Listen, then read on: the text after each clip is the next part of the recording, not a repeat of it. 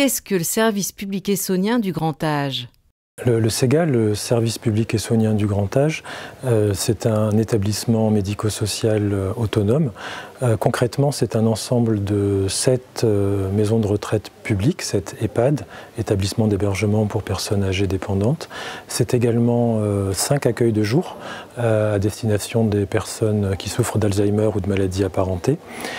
C'est aussi une maison de retraite non médicalisée dans le Sud-Essonne. Et enfin, un foyer d'hébergement pour personnes handicapées vieillissantes. Dit autrement, le SEGA, c'est un budget de 36 millions d'euros par an qui permet entre autres de salarier 500 personnes au service de 760 bénéficiaires. Quels sont les principaux atouts des établissements du SEGA ? Tout d'abord, je dirais que c'est le rapport qualité-prix que nous proposons aux usagers qui fait la force du SEGA actuellement, mais également la sécurité, puisque en plus des standards actuels, nous proposons une astreinte médicale les week-ends et une astreinte infirmière la nuit.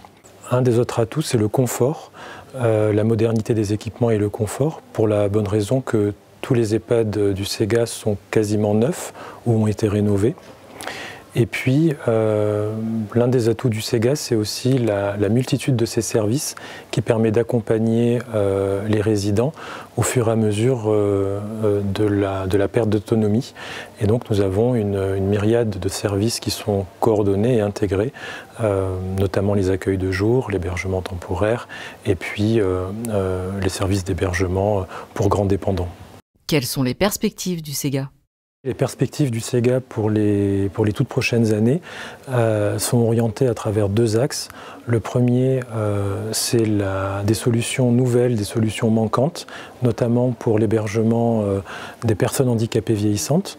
Nous avons 2 projets de construction d'établissements dans le Sud-Essonne d'ici 2024-2025. Et puis l'autre aspect, l'autre orientation, c'est l'offre de répit à destination des aidants.